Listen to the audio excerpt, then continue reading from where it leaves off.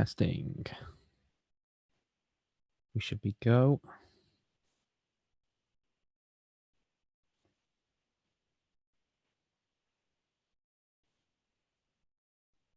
There we are. Right, awesome. Euthyphro is surprised to meet Socrates near the King Archon's court, for Socrates is not the kind of man to have business with courts of justice. Socrates explains that he is under indictment by one Meletus for corrupting the young and for not believing in the gods in whom the city believes. After a brief discussion of this, Socrates inquires about Euthyphro's business at court and is told that he is prosecuting his own father for the murder of a labourer who is himself a murderer. His family and friends believe his course of action to be impious, but Euthyphro explains that in this they are mistaken and reveal their ignorance of the nature of piety. This naturally leads Socrates to ask, what is piety? And the rest of the dialogue is devoted to a search for a definition of piety, illustrating the Socratic search for universal definitions of ethical terms, to which a number of early Platonic dialogues are devoted. As usual, no definition is found that satisfies Socrates. The Greek term hosion means, in the first instance, the knowledge of the proper ritual in prayer and sacrifice, and of course its performance, as Euthyphro himself defines it in 14b. But obviously, Euthyphro uses it in the much wider sense of pious conduct generally, for example, his own. And in that sense, the word is practically equivalent to righteousness, the justice of the Republic. The transition being by way of conducting pleasing to the gods. Besides being an excellent example of the early so-called Socratic dialogues, Euthyphro contains several passages with important philosophical implications. These include those in which Socrates speaks of the one form, presented by all the actions that we all call pious, as well as the one in which we are told that the gods love what is pious because it is pious. It's not pious because the gods love it. Another passage clarifies the difference between genus and species.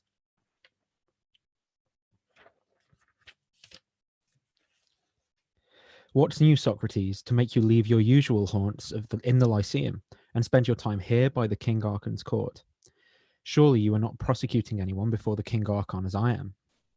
The Athenians do not call this a prosecution, but an indictment, Euthyphro. What is this, you say?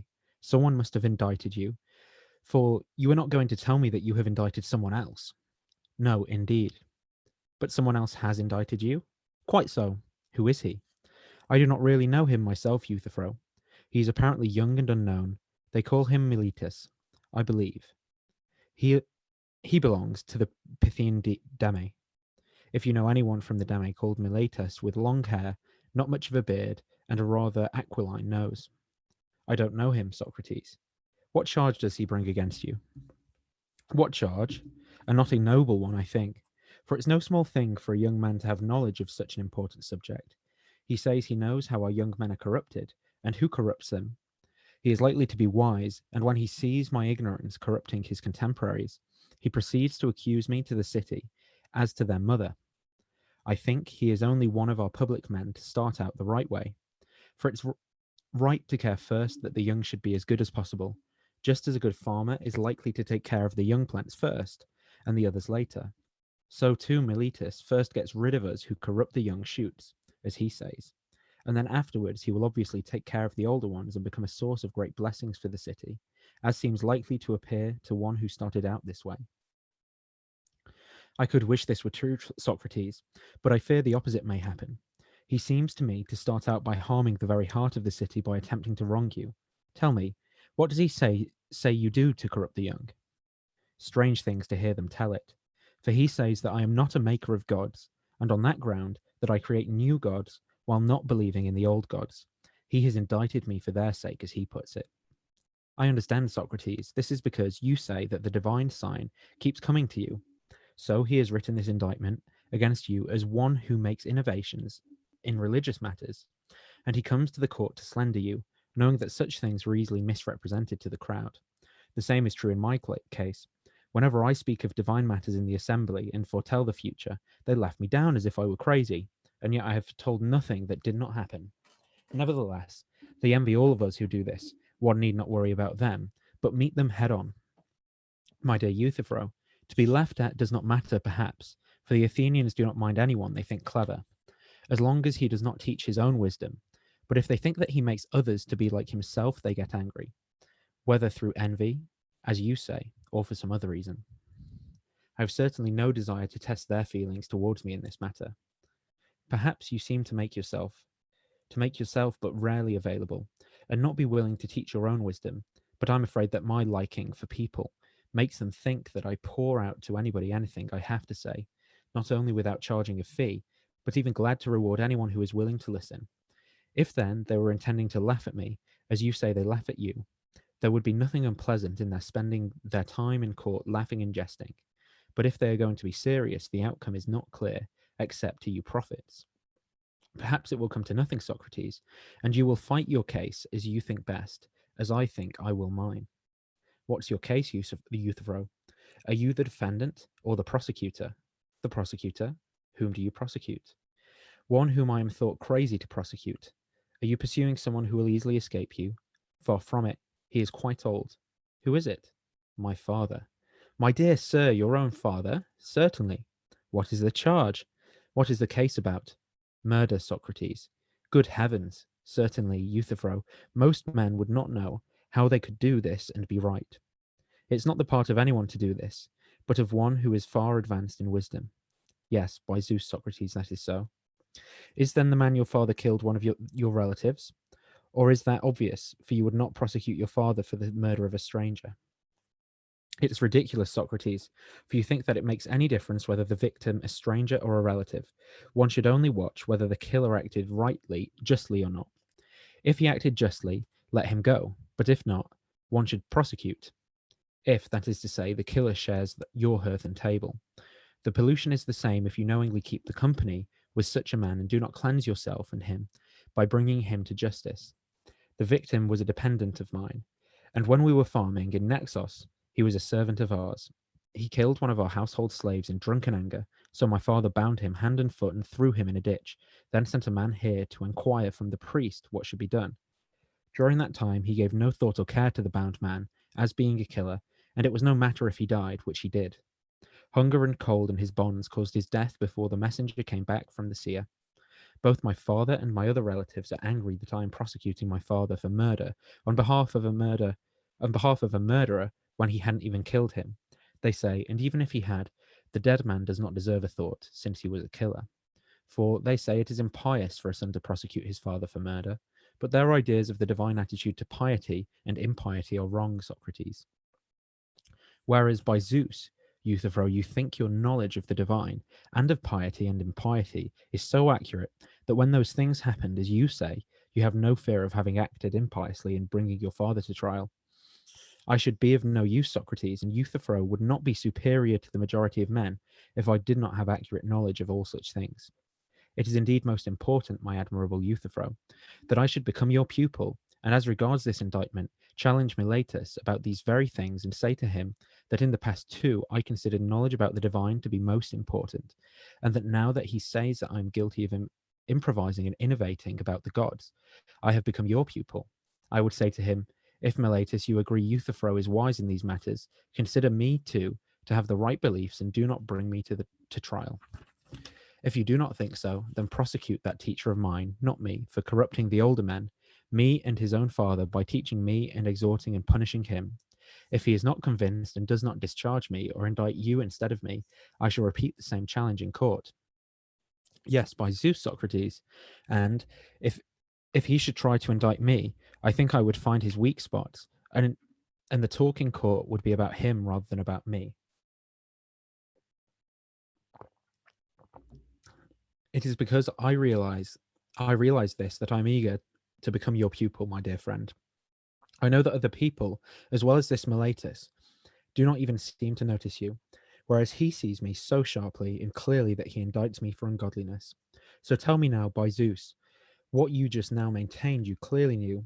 What kind of thing do you say that godliness and ungodliness are, both as regards murder and other things?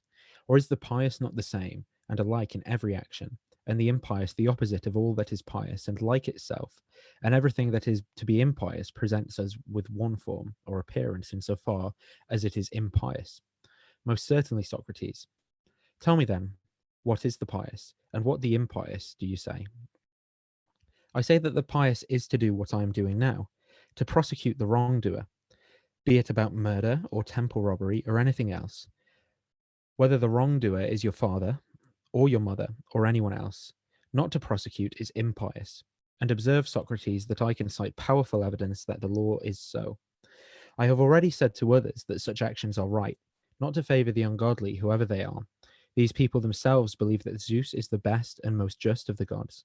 Yet they agree that he bound his father because he unjustly swallowed his sons, and that he in turn castrated his father for similar reasons. But they are angry with me because I am prosecuting my father for his wrongdoing. They contradict themselves in what they say about the gods and about me. Indeed, Euthyphro, this is the reason why I am the defendant in the case, because I find it hard to accept things like that being said about the gods, and it is likely to be the reason why I shall be told I do wrong. Now, however, if you who have full knowledge of such things share their opinions, then we must agree with them too, it would seem. For what are we to say? We, who agree that we ourselves have no knowledge of them. Tell me, by the god of friendship, do you really believe these things are true? Yes, Socrates, and so are even more surprising things of which the majority has no knowledge. And do you believe that there really is war among the gods, and terrible enmities and battles, and other such things as are told by the poets, and other sacred stories, such as are embroidered by good writers, and by representations of which the robe of the goddess is adorned when it is carried to the Acropolis? Are we to say these things are true, Euthyphro? Not only these, Socrates, but as I was saying just now, I will, if you wish, relate many other things about the gods which I know will amaze you.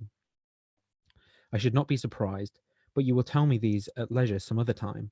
For now, try to tell me more clearly what I was asking just now, for my friend. You did not teach me adequately when I asked you about the pious ways, but you told me that what you are doing now in prosecuting your father for murder is pious. And I told you the truth, Socrates. Perhaps. You agree, however, that there are many other pious actions. There are. Bear in mind, then, that I did not bid you tell me one or two of the many pious actions, but that form itself that makes all pious actions pious. For you agreed that all impious actions are impious and all pious actions pious through one form, or don't you remember? I do.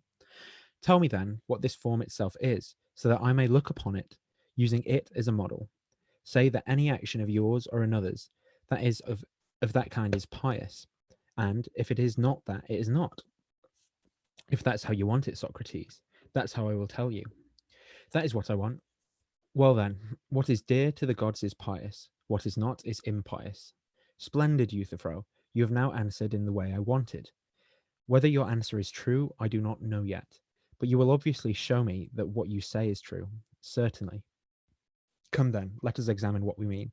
An action or a man dear to the gods is pious, but an action or a man hated by the gods is impious. They are not the same, but quite opposite, the pious and the impious. Is that not so? It is indeed. And that seems to be a good statement. I think so, Socrates. We have also stated that the gods are in a state of discord, that they are at odds with each other, Euthyphro, and that they are at enmity with each other. Has that too been said? It has. What are the subjects of difference that cause hatred and anger? Let us look at it this way. If you and I were to differ about numbers as to which is greater, would this difference make us enemies and angry with each other? Or would we proceed to count and soon resolve our difference about this? We would certainly do so. Again, if we differed about the larger and the smaller, we would turn to measurement and soon cease to differ. That is so. And about the heavier and the lighter, we would resort to weighing and be reconciled, of course. What subjective difference would make us angry and hostile to each other if we were unable to come to a decision? Perhaps you do not have an answer ready, but examine as I tell you whether these subjects are the just and the unjust, the beautiful and the ugly, the good and the bad. Are these not the subjects of difference about which, when we are unable to come to a satisfactory decision, you and I and other men become hostile to each other whenever we do? That's the difference, Socrates, about those subjects. What about the gods, Euthyphro? If indeed they have differences, will it not be about these same subjects? It certainly must be so. Then, according to your argument, my good Euthyphro, different gods consider different things to be just, beautiful, ugly, good, and bad. For they would not be at odds with one another unless they differed about these subjects, would they? You are right. And they like what each of them considers beautiful, good, and just, and hate the opposite of these, certainly. But you say that the same things are considered just by some gods and unjust by others, and as they dispute about these things, they are at odds and at war with each other. Is that not so? It is. The same things, then, are loved by the gods and hated by the gods, and would be both God loved and God hated, it seems likely. And the same things would be both pious and impious, according to this argument. I'm afraid so. So you did not answer my question, you surprising man. I did not ask you what same thing is both pious and impious, and it appears that what is loved by the gods is also hated by them. So it is in no way surprising if your present action, namely punishing your father, may be pleasing to Zeus, but displeasing to Cronus and Uranus, pleasing to Hephaestus, but displeasing to Hera. And so with any other gods who differ from each other on this subject.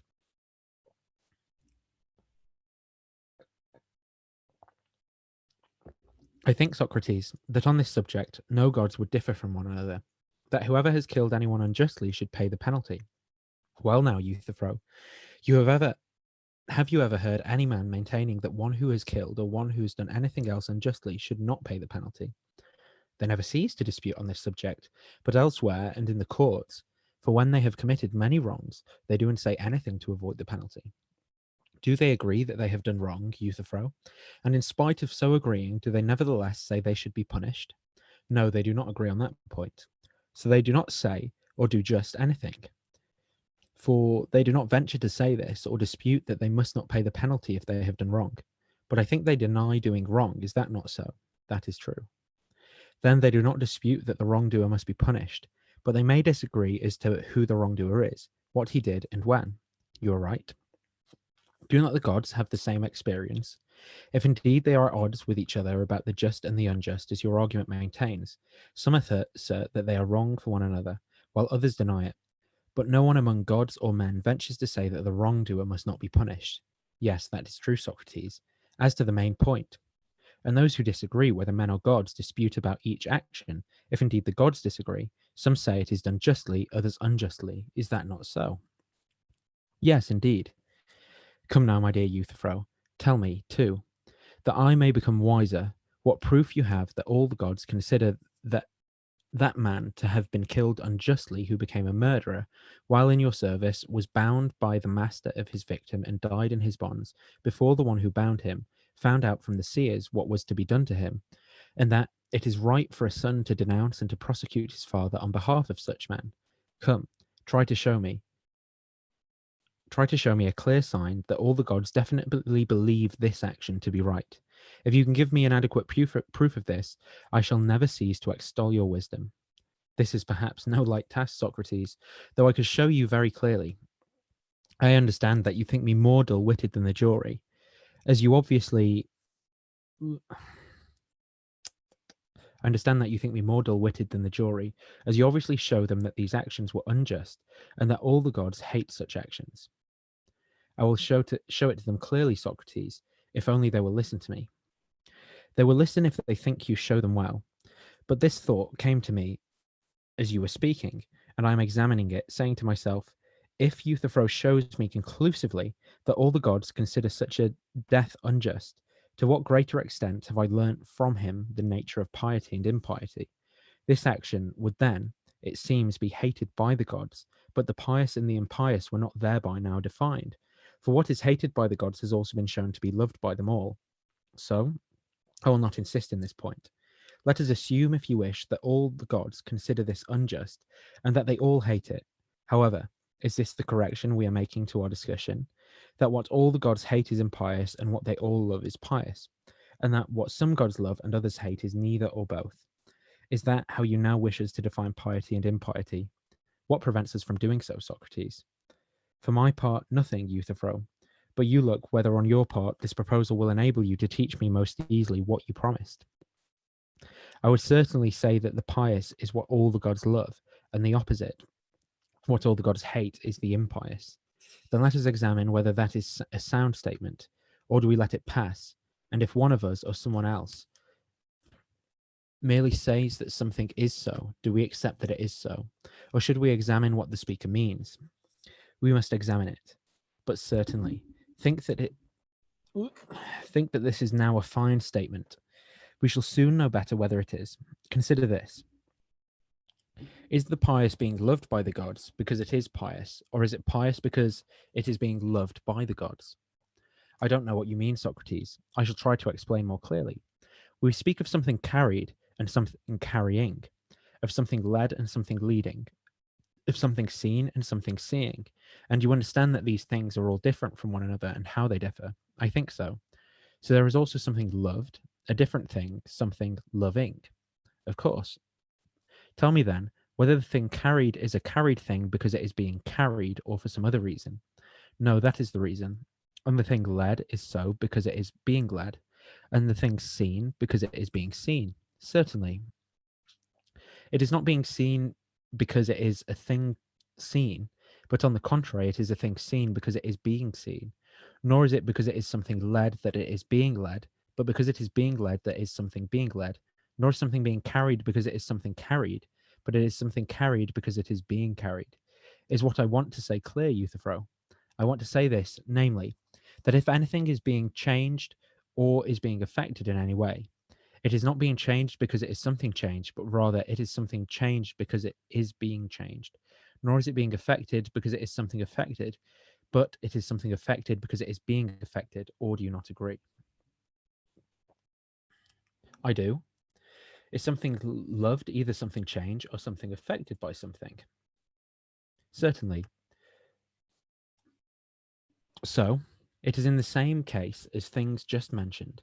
It is not being loved by those who love it because it is something loved, but it is something loved because it is being loved by them, necessarily.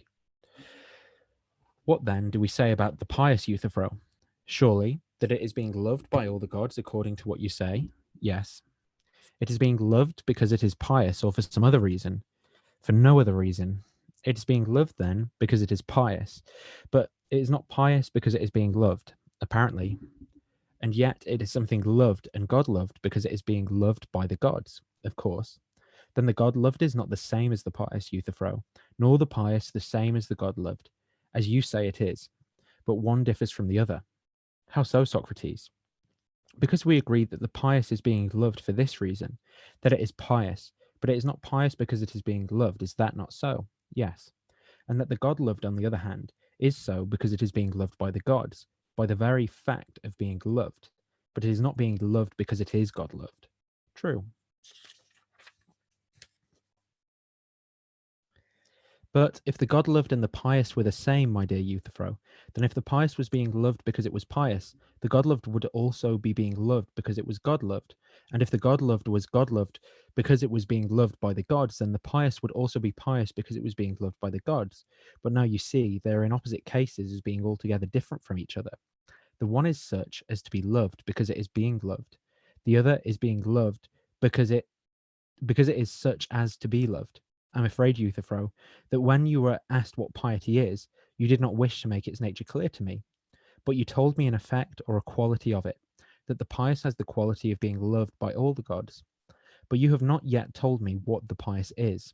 Now, if you will, do not hide these things from me, but tell me again from the beginning what piety is, whether being loved by the gods or having some other quality. We shall not quarrel about this, but be keen to tell me what the pious and the impious are. But Socrates, I have no way of telling you what I have in mind, for whatever proposition we put forward goes around and refuses to stay put when we establish it. Your statements, Euthyphro, seem to belong to my ancestor, Daedalus. If I were stating them and putting them forward, you would perhaps be making fun of me, and say that because of my kinship with him, my conclusions in discussion run away and will not stay where one puts them, as these propositions are yours. However, we need some other jest, for they will not stay put for you, as you say yourself. I think the same jest will do for our discussion, Socrates, for I am not the one who makes them go round and not remain in the same place. It is you who are the Daedalus, for as far as I am concerned, they would remain as they were. It looks as if I was cleverer than Daedalus in using my skill, my friend, insofar as he could only cause to move the things he made himself, but I can make other people's things move as well as my own. And the smartest part of my skill is that I am clever without wanting to be. For I would rather have your statements to me remain unmoved than possess the wealth of Tantalus, as well as the cleverness of Daedalus. But enough of this. Since I think you are making unnecessary difficulties, I am as eager as you are to find a way to teach me about piety. And do not give up before you do. See whether you think all that is pious is of necessity just.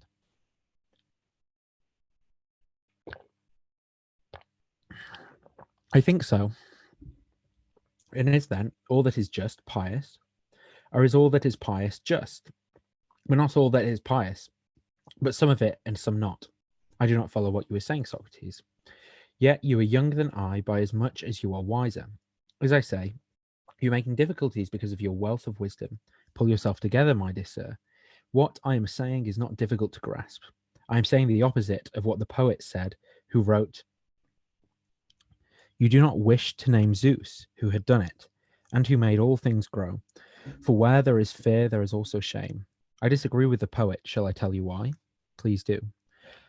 I do not think that where there is fear, there is also shame. For I think that many people who fear disease and poverty and many other such things feel fear, but are not ashamed of the things that they fear. Do you not think so? I do indeed. But where there is shame, there is also fear. For there is anyone who, in feeling shame and embarrassment at anything, does not also at the same time fear and dread a reputation for wickedness. He is certainly afraid. It is then not right to say, where there is fear, there is also shame, but that where there is shame, there is also fear, for fear covers a larger area than shame. Shame is a part of fear, just as odd is a part of a number. With the result that it is not true that where there is number, there is also oddness, but that where there is oddness, there is also number. Do you follow me now? Surely. This is the kind of thing I was asking before. Whether where there is piety, there is also justice, but that where there is justice, there is not always piety. For the pious is a part of justice. Shall we say that, or do you think otherwise? No, but like that for what you say appears to be right. See what comes next. If the pious is a part of the just, we must, it seems, find out what part of the just it is.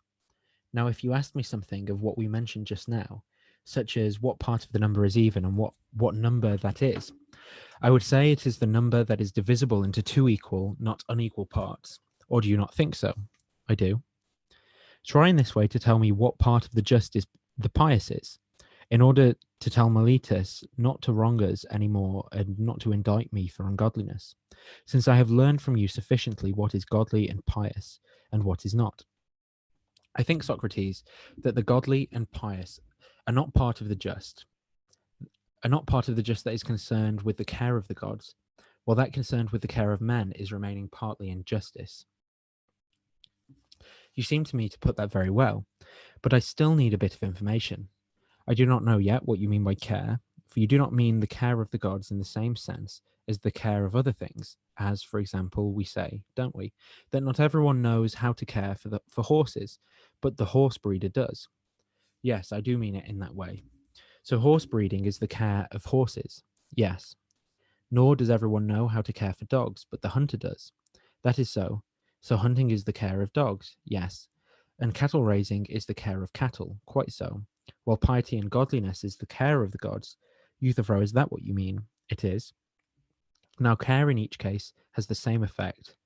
It aims at the good and the benefit of the object cared for. As you can see, that horses cared for by horse breeders are benefited and become better, or do you not think so?